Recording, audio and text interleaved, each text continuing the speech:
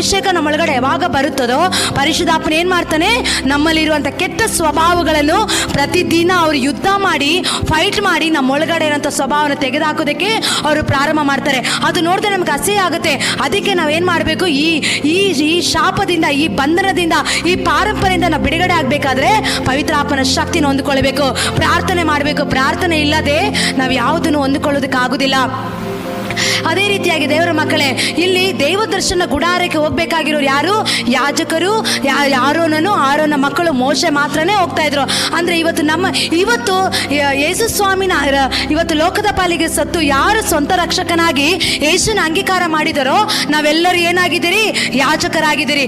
ಅವತ್ತು ನೇಮಿಸಲ್ಪಟ್ಟವರು ಮಾತ್ರನೇ ಯಾಜಕರಂತ ಕರೆಯಲ್ಪಡ್ತಾ ಇದ್ರು. ಇವತ್ತು ಯಾರು ಯೇಸುನ ಸ್ವಂತ ರಕ್ಷಕನಾಗಿ ಅಂಗೀಕಾರ ಮಾಡಿದರೋ, ನಾನು, ನೀವು, ಸಹೋದರ ಸಹೋದರಿ, ಇವತ್ತು ನಮ್ಮನ್ನ ದೇವರು ಏನಂತ ಕರೀತಾ ಇದ್ದಾರೆ? ಯಾಜಕರಾಗಿ ಕರೀತಾ ಇದ್ದಾರೆ. ನಾವೇನಾಗಿದ್ದೀವಿ?